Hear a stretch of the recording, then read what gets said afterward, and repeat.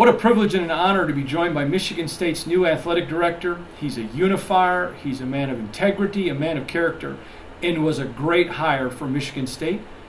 Bill Beekman. Bill, thank you so much. Oh, happy to talk. I appreciate you taking the time. I want to dig in. I was raised by a great dad. You had a great dad, and I know they impact us. But when I came into the 1855 building the other day for your press conference, I turned to a person that was with me and I said, that's got to be his parents. And like, how do you know? Look at the smiles. What did you learn most from your parents that Bill Beekman takes into his new job as athletic director? Well, my mom and dad are really different people. My mom's super social, very friendly, talk to anybody, and so I think a certain sort of sociability and that my mom has is just a really friendly person. My dad's always been an extraordinarily hard worker, and my mom went to East Lansing High School. My dad went to Eastern. I grew up in this community and met over at Groesbeck Golf Course, as I sort of joked in the press conference, and my dad sort of never has stepped away from a challenge. I remember when I was in law school, I didn't in my summer between my first and second year in law school, I didn't really have a job in the legal community, and he would paint houses on a part-time basis just to sort of make a little extra money, something interesting to do. And we walked into a woman's house, and she said, well, I need to have this wallpaper taken off and this painted and this countertop redone. And he said, oh, sure, we can do that. And walked out back to the car and said, have you ever done one of those before? Oh, no, we'll figure it out. And so there's sort of a can-do spirit. We'll figure it out. We can tackle anything. And so I sort of learned that, I think, from my dad, who's a very hard worker, very committed person, committed to his community, to his family, but sort of a can-do spirit that causes me to not really shy away from challenges. You're a very smart man. Nobody argues that. You don't graduate from the schools you graduated with the degrees you have not being smart. So this isn't an intellect question. But I want to ask you about the enormity of being an athletic director.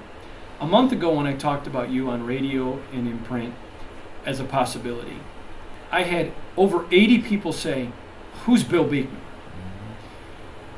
The Monday morning after I reported you were going to get the job, I'm walking through and there had to be a lady, I'm going to assume she was in her 90s with a walker. Hondo! How's Beekman going to do? And I said to her, really? I went through that grocery store and 4 people asked me about you before I could go through. And it's not like you weren't the president, which you were. I mean, a joke of the university at one point. But boy, they know that athletic director. Mm-hmm. Has that hit you, the enormity of the position? There are bigger places on campus, but this one is enormous in the view of Spartan Nation. Well, it is a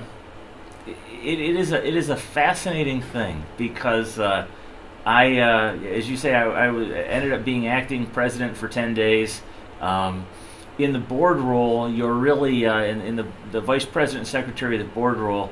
You're really in the middle of just about everything. You work closely with the president, with the trustees, with all the vice presidents, mm-hmm. and you're sort of the person in the middle who's trying to make all that stuff work and trying to encourage everybody along the same path. And so it's a relatively critical role in the institution, but the board's in front, the president's in front. You're a behind-the-scenes guy. And so the athletic director role is obviously exactly the opposite of that. I was walking out of the administration building after a meeting yesterday, and the UPS driver said, Beekman, congratulations. And I was walking through the mall yesterday with my son, and somebody said, "Oh, congratulations!" And I'm not really used to being noticed, so it's certainly an adjustment. But I think it's athletics is critically important in a number of ways to the institution. It's and I don't think you can underestimate the importance of how it makes people feel. And FRIB will save lives. Yep. Our physicians in some of the work they do will be transformational. Certainly, our cisplatin and carboplatin being invented here have saved hundreds of thousands of lives across the world, and athletics doesn't do that, but it does give people cause to be happy. It brings them joy. It gives them something to root for. Sometimes it brings them pain, but it's a unifying force in our community, and I don't think that can be underestimated. That's also important. I don't want to get into the universities because I cover sports. I'm not into all the other stuff. But I'm going to tell you something that I think you have done, and I'd really like your assessment of it. When Mark Hollis, I sat here in this room when he resigned in February, I would have never said Bill Beekman will be the athletic director when they hire next one. I fully admit that. I don't know that you would have said that. We'd have been on the same page. But I believe the President Engler had the greatest intentions, saying we're going to go out and look. But here is why you were a great hire. The most unified department on this campus is athletics. People don't realize that because there's a lot of crap that gets thrown on the media that isn't accurate. But this department is unified. And you took a group of, a month before you got the job, I was told by a Republican trustee and a Democrat, you weren't going to get it, and there would be no athletic director until a new president was picked. And after you got it, when I asked him, it was, everyone knows Bill. Bill unified us.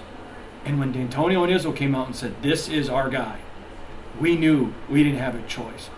So you really are a unifier. You're more than an athletic director. Has that hit you? Well, I guess I'm a pretty simple, straightforward person. So I come into the office every day. If the key works, it's a good day, and I just sort of try and do what I think I can to move the department and the university forward, and I think that requires working with people. It requires listening to people, understanding what their problems are, and frankly, it's easy to cut on lawyers, but people ask me, God, you've been a lawyer for 20 years. Was it valuable to go to law school? And it did teach me listening skills and problem solving skills that I found very valuable going forward in life. And so if people think I'm a unifier, that's really wonderful, and I am appreciative. But my goal is to really work with people, help understand their problems, help solve their problems, and make the university a better place in whatever way I can. I want, again, another compliment. You've worked with 14 different trustees of both political parties. Some as far right as you can get, some as far left as you can get. And they all say the same thing about Bill Beekman. He's not a politician. If you ask him his opinion, you're going to get his opinion. He doesn't sugarcoat stuff, but everybody can work with him. I have said, and maybe you'll disagree, I've said it for years, that Michigan State has too many politicians and not enough Spartans. I think Bill Beekman is a Spartan. Is that a fair way to describe you? Yeah, it is. It is. I have worked with 14 trustees. You sort of go from Faylene Owen to Scott Romney and points in between, and I've learned from each and every one of them, and I think that to their credit, if you were sitting in a work session of the board and you were a fly on the wall, it's an awfully rare occasion where you could, if you didn't otherwise know, where you could pick out who the Democrats are and who the Republicans are. So that isn't to say that politics doesn't get involved and that there aren't political issues, but I would give our board more credit than I think most people would really understand for not being D's and R's after they sort of leave their designations at the door when they come into the meeting room, and do a very nice job of trying to focus on what's in the best interest of the university, and certainly many of them have, maybe all of them have taken it on the chin in the last number of months, but it was a good experience for me learning from them, and And I can't say there's anybody that I didn't learn from and enjoy working with. Mark Hollis had a philosophy, and he's not the athletic director anymore, and I don't want the conversation to be about him, but I think it's important to ask you about. And I called it the Hollis Doctrine, where he was very open with his Olympic sports. You're important, but football and basketball will drive the bus. They're the revenue, and we are a athletic department that gets no subsidies. Mm-hmm. We have to support ourselves. Right. To the credit of your Olympic coaches, they bought in. I've had over 10 on my shows say, hey, I know football's going to be first. Basketball's going to be first. I'm fine with that because without them, we don't have me. He was very open about it. Is that going to be similar to the Beekman philosophy? Is that going to be similar to the Beekman doctrine? Well, I think there's kind of, but let me put a twist on it. Okay. Certainly, if we don't fill the stadium, we lose revenue. Right. So when you look at our budget, a huge piece of that budget is filling the stadium. And we've got 70,000 seats to fill. Michigan, Ohio State, Penn State all have over 100,000. So we start the race behind. Mm-hmm. And we've got to be as smart as we can, as efficient as we can, to make sure that we don't lose sight of that. So we've got to, we've got to catch up. So football is critically important, as is basketball, but that doesn't mean that the others aren't important. Right. And my agenda is that we should be successful in every sport. Success might mean something a little different. I'm not expecting some of our sports to compete for national championships anytime soon, but we should be competitive in every sport. There's no reason any sport at Michigan State can't win a Big Ten championship. I like that philosophy. I think that's going to encourage fans as well. What has been the biggest thing that you're willing to tell us that you've learned that shocked you since you became interim? Because it hasn't been long enough since you got the head job, but since you've been interim, that you're like, okay, I didn't see this coming. Good or bad? It's a little unfair to the to our students to say this, but because it shouldn't be shocking. But when I began, in the first week I was in the role, I met with every head coach. That was fascinating. I learned a lot. Some people I'd known for a long time, other people, that was the first time I'd met them. Then I began to meet with groups of students, student athletes. And what was fascinating to me was, and as I say, it shouldn't be shocking, but they're great athletes. They're even better people. Mm-hmm. I mean, extraordinary young men and women who are working tirelessly to make themselves great athletes. They're working just as hard in the classroom. And I went to an event one evening where some of our athletes were writing thank you notes to our donors. And most of them had been at practice, they'd had class, and now it's 7, 8 o'clock at night, and they're all gathered together spending a couple hours writing thank you notes to people. Mm-hmm. And the extraordinary nature of our students. And certainly what tends to show up on the front page of the paper or the breaking news are the very small number of people that make mistakes. Sometimes small mistakes, sometimes really, really big mistakes, and that commit crimes. And if you have a group of 50,000 students in a university or 800 student athletes, every now and again, you're gonna have a problem.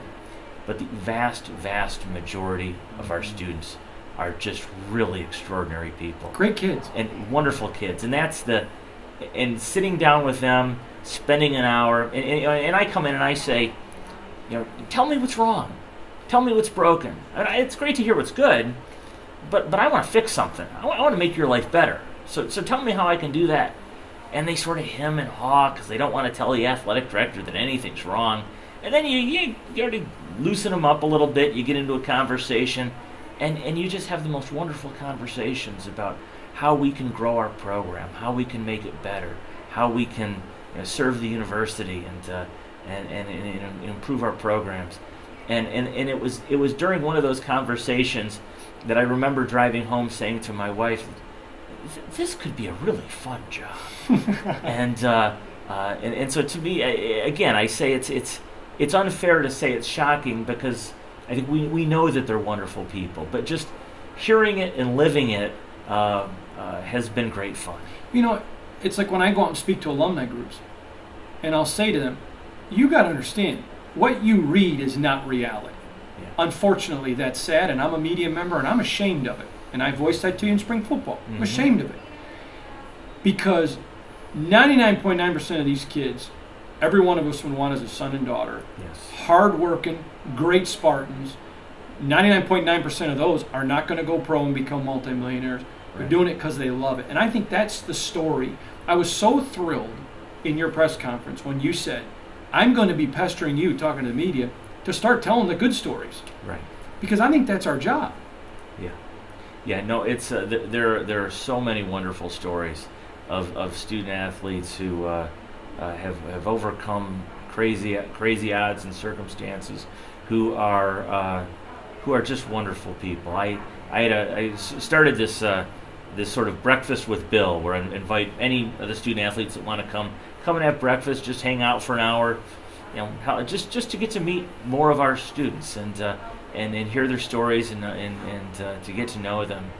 And we had a group of I think we had 5 or 6 members of the field hockey team, and they're not going pro in field hockey, Right. but they're busting their tails. They're working really hard, and they're having a great experience. And to hear from them was just really rewarding. Or the student on the men's tennis team, and our men's tennis team struggled last year, but he had a lot of ideas about internships and alumni programming and some ideas that we're going to start exploring. And so just their engagement, their vitality, it's a good way to keep folks that are our age a little bit younger, to hang out with these wonderful kids. 2 more questions and we'll be done. Your wife, everyone I talk to, has said, you're getting a 2-for-1 deal. His wife is a gem. She's his biggest fan. She's a listener. And everyone talks about your wife and the impact she has. And these are people you've worked with previous, so I don't expect anything to change. What is it about your wife that makes Bill Beekman a better man, father, son, and athletic director? Well, we met, Cindy and I met over in 6 North Case Hall, and as freshmen, and we both lived in Case Hall for 2 years, and we have a small group of friends that we've stuck together now for 30 years, and they're just wonderful people, and she would really have nothing. She had nothing to do with me until she graduated and moved home to Grand Rapids and was working there. And I had gone to law school and was in Detroit. So to spend time with her, I'd get done with class on Thursday, drive to Lansing to see my folks, drive to Grand Rapids to see her, and then start the whole thing all over again the next week. So she's a Spartan through and through. I don't think I've ever met a person in my life that cares as much. With a few people that care as much about the university as she does. She's got a thin skin when it relates to the university. How proud are you of her, though, Bill? When journalists doing background on you, people are bragging about your wife. That's pretty special. It is. It's wonderful, and she's a person of incredible integrity. She's the sort of like so many spouses are. When one spouse has got a very busy, active job, she's done an extraordinary job with our 3 children, who I'm very, very proud of. Our oldest child, our daughter, is here at MSU, and our 2 sons have active lives, and she's on top of everything. And I know she's an extraordinary person. I'm very proud. You had a moment the other day at your press conference that I caught. I think I was just fortunate to see it. This is my last question for you. You were standing there when the governor was introducing you, And you looked over at your mom and dad, and they smiled, and you beamed at them, and you looked at your sons and wife who was sitting in front of me and beamed, and you put your head down. You just kind of shook your head. You walk into that office now, the athletic director's office, in a beautiful 1855. What does being the athletic director at Michigan State mean to Bill Beekman? To me, it's an extraordinary opportunity, and in a way, it's no different than I've looked at any other day in the almost 24 years I've been at MSU, except it's sort of magnified 100 times because it's so extraordinarily public, where my other roles have not been. But it's an opportunity. Every day is an opportunity to make things better. I've said that to me, we had a vice president who was starting at the university, and she came over and sat down with me and wanted to learn about the university. Hadn't spent time here previously, and said, "Well, what do you think the goal is of Michigan State University? What's our agenda? What's our priority?"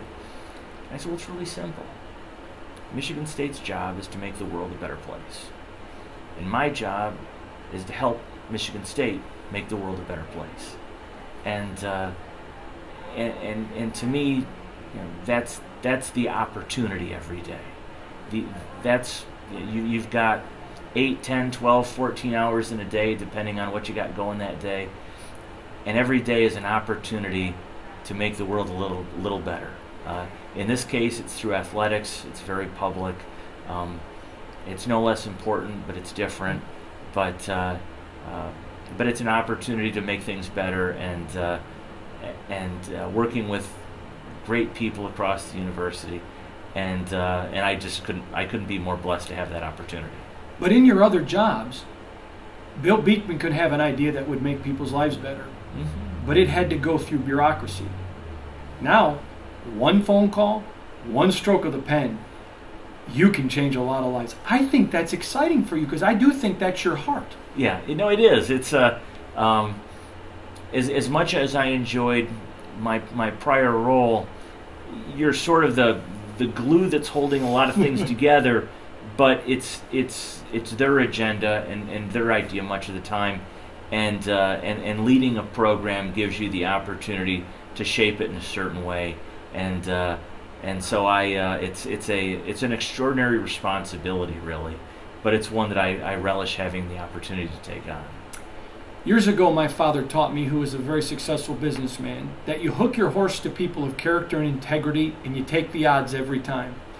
When this process started, Bill Beekman's name would probably have been considered in the horse racing world off the board, further than a long shot. But in the end of the day, Bill Beekman, a Spartan, great father, great son, great husband, and a great Spartan, won that race. It was a great move for Michigan State. It was a unifying move for Michigan State. He is the right man. Bill Beekman, congratulations. Thank you very much. I appreciate you. Appreciate having the opportunity to talk.